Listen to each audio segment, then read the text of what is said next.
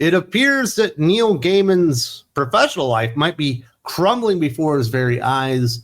The cancellations have begun. We talked about Dark Horse last week, but we're like, hey, none of the stuff he's actually making real money on is canceled out there yet.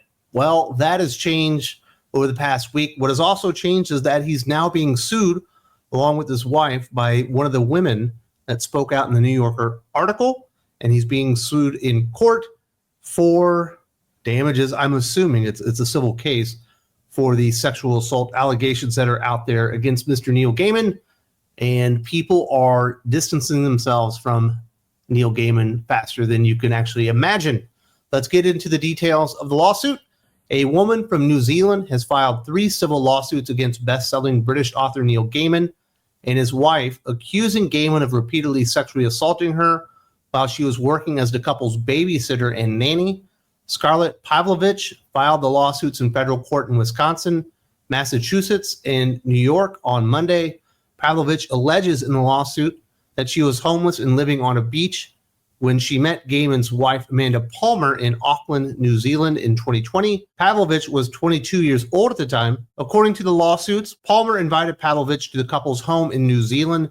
Pavlovich began running errands for the couple, babysitting their son and helping with chores, eventually becoming the couple's nanny. Gaiman first sexually assaulted her the night they met in February 2022. According to the lawsuits, the assaults continued, but she kept working for the couple because she was broke and homeless, and Gaiman had told her he would help her writing career, according to the lawsuits. I know a lot of people were wondering if any of the accusers would actually go through the police or through the court system and actually put something official on Neil Gaiman, and it has finally happened.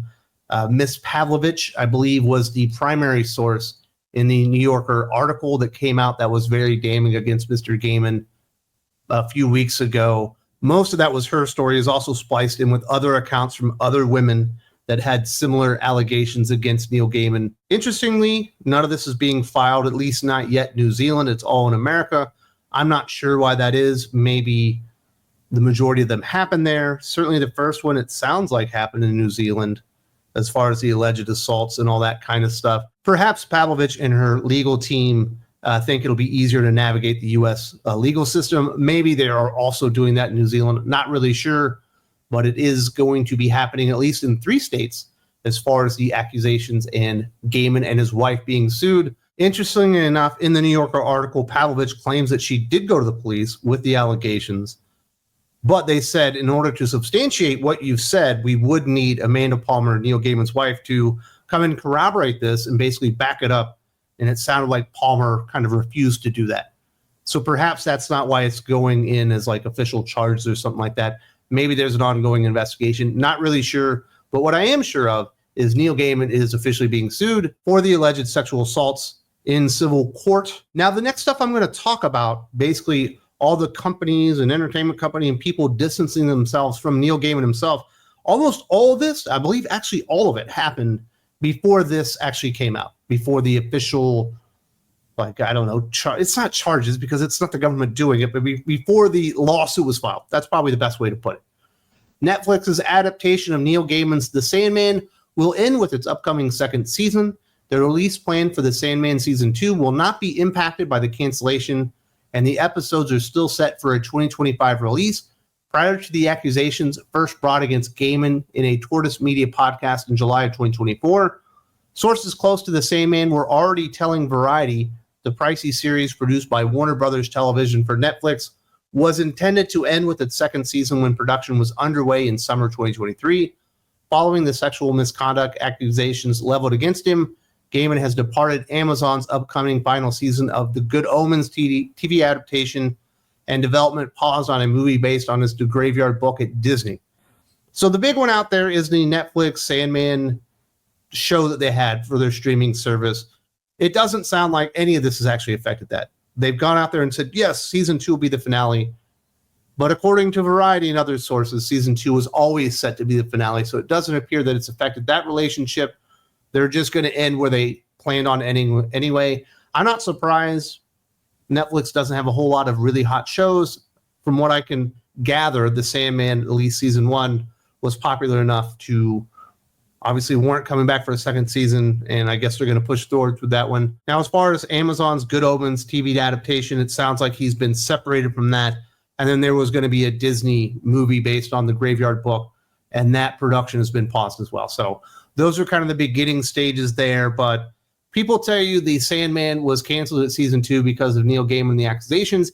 It sounds like that isn't true. It wasn't really canceled. It just finished at season 2 because that was where it was always going to finish.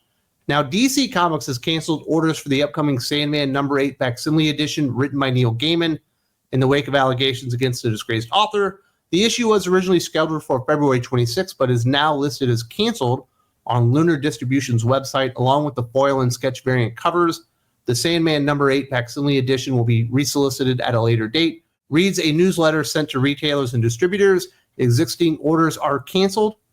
Not surprisingly, DC has kind of halted this. There is precedence for what they're doing with Sandman number 8 facsimile edition, and I believe they've also stopped development or reprinting of some other Sandman stuff in different formats when it comes to like collected editions. This is essentially the exact same thing that they did with Warren Ellis. They halted production on anything that had his name attached to it. He wasn't really doing anything new, but there was like one project, maybe in Wildstorm or Wildcats or something, that didn't come to fruition. But like all the reprinting stuff just kind of halted for quite some time. But because there was no civil lawsuit, and certainly there were no charges filed for Warren Ellis, eventually they just started printing it again. I don't know if you've noticed this. It's not like they went out there and made a headline with it, but The Authority is back in print. They've got an Authority movie coming out. Some Planetary stuff has gone back into print and things of that nature. So I imagine, depending on what happens with that civil lawsuit, at least the beginning stages of it, there could be more to this. As long as Neil Gaiman isn't found culpable, in a couple of years, DC will just start printing Sandman stuff again. You'll likely get some more facsimile editions. You'll likely get some more collected editions and absolute editions and omnibus editions and this edition and that edition and probably DC compact comic editions and all that kind of stuff once the heat is off Neil Gaiman. Now, if he is found culpable, there's also a precedent for that. There have been a couple of people in the past that have been found culpable or guilty of some pretty heinous stuff, including one of them, I believe, was child porn. Obviously, that wasn't civil court. That was real court. He's in prison right now. But DC refuses to reprint anything with that dude's art in it. Even if it's part of like a collected edition. I think the Amalgam Universe, he had done some Metal Men work. That comic is not in the fucking collected edition. They simply refuse to like reprint books or try to make money for people that they think have done things that are heinous. So if he is found culpable, I imagine DC, despite it would probably cost them a lot of money because the Sandman universe stuff does make them a lot of money. It's been in continuous reprint for decades at this point. If they follow their own precedent, they'll just simply stop printing all of it and they will cut all ties because that's what they've done in the past. It will be interesting to see what happens with DC Comics, but obviously we do have to see the entire process play out. And in civil court, this could likely take years, to be completely honest. Following a series of sexual assault allegations against writer Neil Gaiman, Marvel has seemingly shelved plans to publish the next volume of Miracleman, teased as The Dark Age. The move follows Dark Horse's canceling the creator's Anansi Boys comic adaptation in its collected edition. According to Marvel's senior vice president Tom Brevoort, via his Substack, Man with a Hat, the company has ceased production on Neil Gaiman's Miracleman The Dark Age, at least for the time being. I imagine they're taking another wait-and-see approach. And it's pretty interesting on this one because it seemed like Marvel in the last 24 months had really started prioritizing Miracleman. You know, obviously it was like an indie type of thing that they ended up acquiring. I believe in the 80s, Alan Moore did some really cool work. Then Neil Gaiman and Mark Buckingham backed that up with the Miracleman, I think it's Golden Age. And then they came back like 15 or 20 years later and did Miracleman The Silver Age, which was supposed to be followed up by Miracleman The Dark Age, and basically finish up his trilogy on Miracleman with Steve Buckingham. And it sounds like those plans right now have been put to bed and they are not moving forward, obviously taking a wait-and-see approach, kind of like what DC is doing right now. But they had been reprinting a lot of Miracleman stuff. It seemed like they were kind of reprioritizing the character. And I imagine this was quite inconvenient on their behalf. But obviously, we do have much bigger things kind of going about with the allegations and being sued in civil court and all those type of things around Neil Gaiman. Not surprising whatsoever, but certainly is thwarting some plans that Marvel had in place there. I'm not as familiar with Marvel comics when it comes to these type of allegations and what they're willing to do or not do, depending on what people have done. I'm much more of a DC fan, and I'm much more in tune and aware of what DC comics have done in the past. So unfortunately, I can't provide a ton of insight when it comes to Marvel comics, but I think they keep this on ice until the system plays its way through and they find out if he's culpable or not culpable, and they'll probably make a final decision.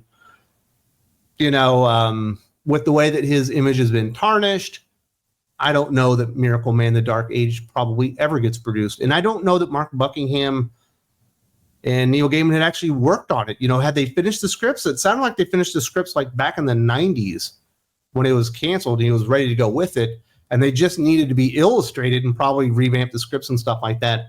Were they done with it? Were they halfway done with it? Had they not even started? I'm not really sure. But they were certainly teasing that it was going to happen. They were saying that it was going to happen. And we were going to get the final volume or chapter in the trilogy. I don't think we'll probably ever get that one, but that's only a personal guess at this point. Finally, fans who have supported the record-breaking Kickstarter campaign to create a Good Omens graphic novel are being given a last chance to back out. Good Omens, based on a novel by Neil Gaiman and the late Terry Pratchett, was created without Gaiman's involvement, but following abuse allegations against the author, backers expressed concern about him profiting from the project. The Good Omens Kickstarter project has posted an update clarifying Gaiman's status with the project, as well as offering a full refund to backers who don't feel comfortable funding the book, despite the confirmation that the author will not profit from the project.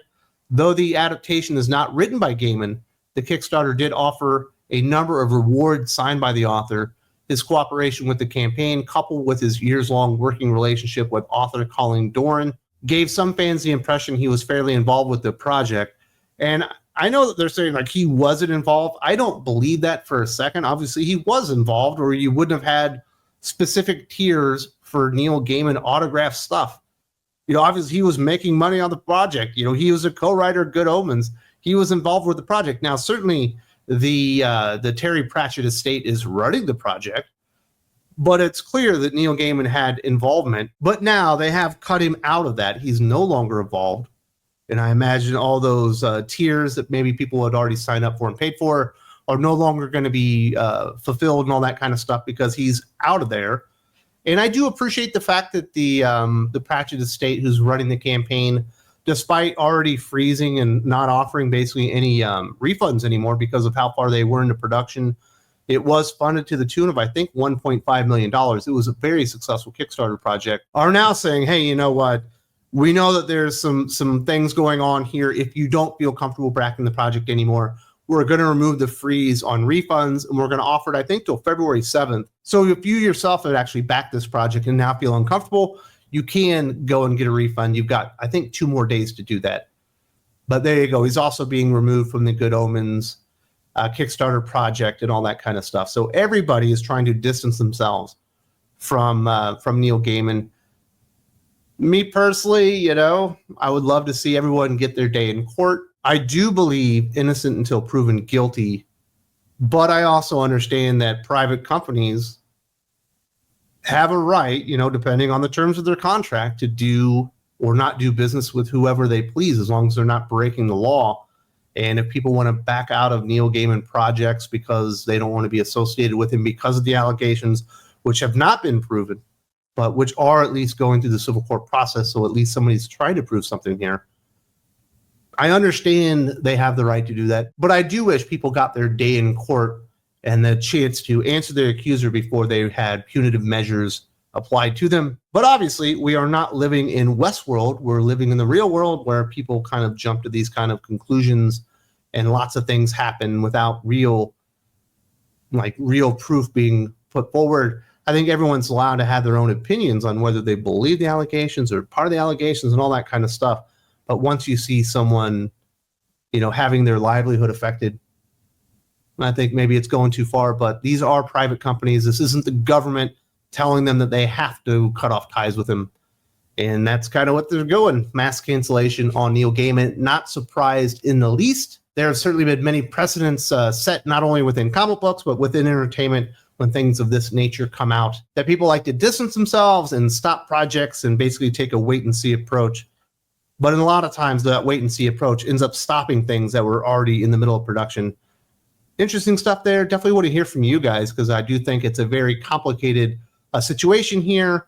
Certainly lots of punitive measures being laid down on Neil Gaiman by the companies that he was working with that were making money off him for a very, very long time. If you appreciate these types of conversations and this awesome coverage of the comic book industry that I don't think you'll find anywhere else in the entire world better than we do it here, and you would like to support the mission of Thinking Critical YouTube, be a part of the family, help keep the lights on, the best place to do that is Thinking Critical Patreon. There's a link in the video description. You go there, you find the right tier for you, and you get awesome conversations, really fun podcasts, and exclusive videos are waiting for you right now.